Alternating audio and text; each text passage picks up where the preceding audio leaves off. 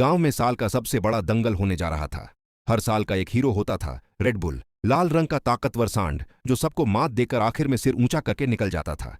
लेकिन इस बार कुछ अलग होने वाला था। पिछले साल दंगल के बाद रेड बुल ने जाते जाते शाका की मां, एक कमजोर सी गाय, को जोर से टक्कर मार दी थी। वह गिर तो गई, पर उसके दिल में दर्द से ज्यादा एक सपना था। उसने शाका को देखा और कहा, बेटा, तू भी एक दिन लड़ेगा।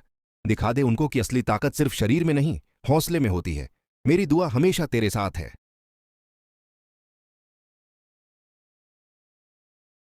लोग हंस पड़े। ये कमजोर शाका रेड बुल का सामना करेगा? किसी ने उसकी पतली टांगों का मजाक उड़ाया, किसी ने उसकी मां को बेचारी कहा, लेकिन शाका कुछ नहीं बोला। सिर झुकाया और जंगल की तरफ निकल गया। वहां वह अकेला था, बट इरादों से भरा हुआ। सुबह से शाम तक दौड़ लगाता, नदी के ठंडे पानी में छलांगे लगाता और रात को मां की बातें याद करके आंखों में आंसू ले आता।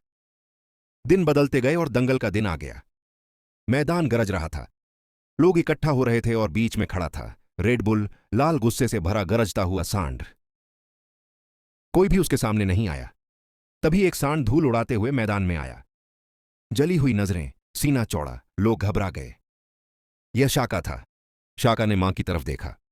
मां चुप थी, लेकिन आंखों में दुआएं थीं। घंटी बजी। पहली टक्कर, शाका जमीन पर। दूसरी टक्कर, फिर से गिर गया। लोग फिर से हंसने लगे।